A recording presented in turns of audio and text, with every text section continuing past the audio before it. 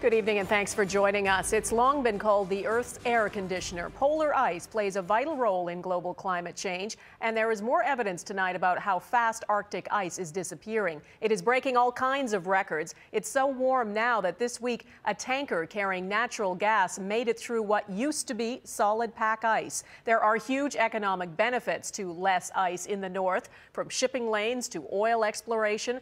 But there are huge implications, too, for the environment and serious questions about how we should manage it all. Our report tonight from Eric Sorensen in Washington. Arctic sea ice is melting at a record pace.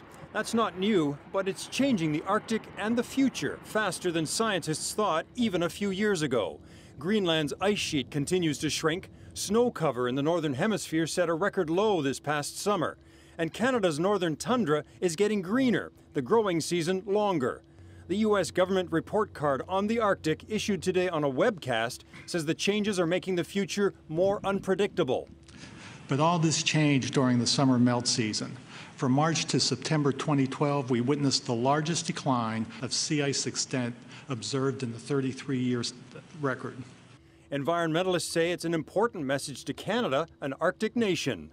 Well, Canada's not doing anything on this file other than having a communications plan, announcing things that take forever and don't actually accomplish much, and pretending that this is not a problem. There's the environmental impact of receding Arctic ice, but then there's the flip side, economic opportunity. Over the last 20 years, Arctic ice has been receding, opening up more water for international shipping, somewhat in the Canadian Arctic islands, but especially north of Russia. This vessel is the future, the first to bring Norwegian natural gas around northern Russia to Tokyo, Japan. It saves weeks of transport. As the northern seas open up, Russia is looking to build an LNG plant in the Arctic. The pressure is on Canada to keep pace, to be an Arctic gateway to the world. By investing in infrastructure, we would be doing two things. We would be facilitating other countries, and also we would be facilitating the movement of goods and resources from northern Canada to world markets.